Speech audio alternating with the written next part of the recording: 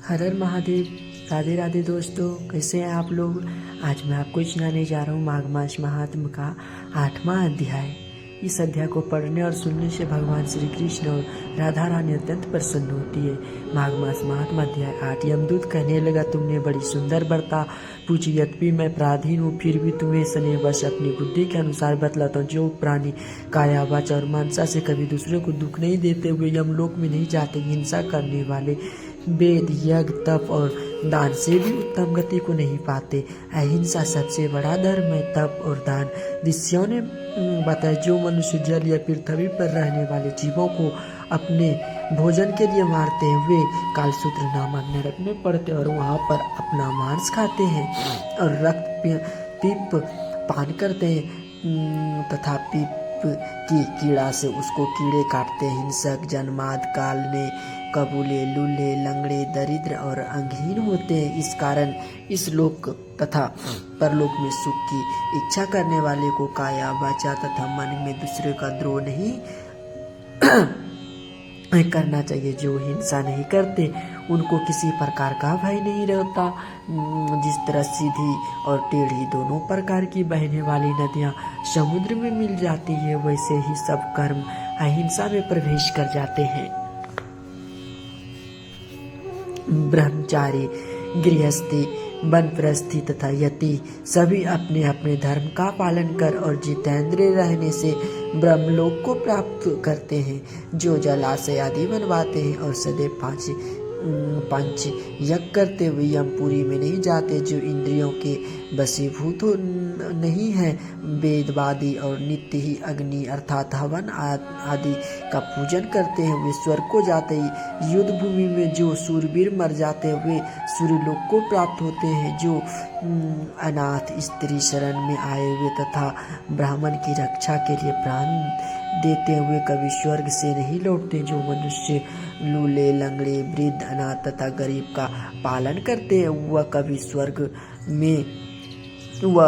स्वर्ग में जाते। जो मनुष्य गौओं के लिए पानी का आश्रय करते तथा कुआं तालाब और बावड़ी बनवाते हैं, वे सदैव स्वर्ग में निवास करते। जैसे जैसे जीव इनमें पानी पीते हैं वैसे ही उनका धर्म बढ़ता है। जल से ही मनुष्य के प्राण है, इसीलिए जो प्याऊ आदि लगवाते हैं वह अक्षय स्वर्ग को प्राप्त होते हैं।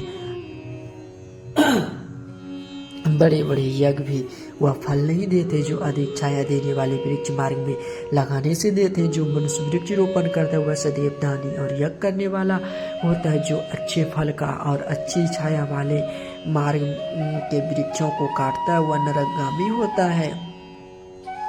तुलसी का पौधा लगाने वाला सब पापों से छूट जाता है। जिस घर में तुलसी वन है वह घर तीर्थ के समान है और उस घर में कभी यमदूत नहीं जाते। तुलसी की सुगंध से पितरों का चित्त आनंदित होता है और वे विमान में बैठकर विष्णु लोक को जाते हैं। नर्मदा नदी का दर्शन, गंगा का स्नान और तुलसी दल का स्पर्श सब बराबर बराबर फल देने वाले हैं। हर एक द्वादशी को ब्रह्मा भी तुलसी का पूजन करते हैं। रत्न सोना फूल तथा मोती की माला का दान का इतना पुण्य नहीं जितना तुलसी की माला के दान का है। जो फल आम के 1000 और पीपल के 100 वृक्ष को लगाने से होते हैं वह तुलसी के एक पौधे लगाने से होता है। पुष्कर आदि तीर्थ, गंगा आदि नदी, वसुदेव आदि देवता सभी तुलसी में वास करते हैं। जो एक बार 2 बार या 3 बार रेवा नदी से उत्पन्न शिव मूर्ति की पूजा करता है अथवा स्फटिक रत्न के पत्थर के आप से आप निकले हुए तीर्थ में पर्वत या वन में रखी हुई शिव की मूर्ति का पूजा करता है और सदैव ओम नमः शिवाय मंत्र का जाप करता है। यमलोक की कथा भी नहीं सुनता, पर संग चतुरता अभिमान से शिव पूजा के समान पापों को नष्ट करने वाला तथा कृति को देने वाला तीनों लोकों में कोई भी काम नहीं। जो शिवालय स्थापित करते हैं वो शिवलोक में जाते हैं।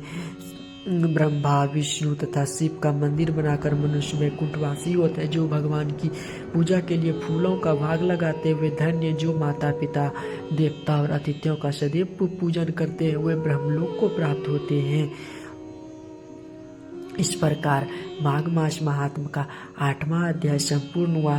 राधे राधे दोस्तों, माघ मास महात्म 8वां अध्याय संपूर्ण। जय जय श्री राधे दोस्तों। कैसी लगी ये कथा हमारे कमेंट बॉक्स में जरूर बताइएगा और आप लोग इस कथा को पूरा जरूर सुनिएगा। राधे राधे, जय जय श्री राधे।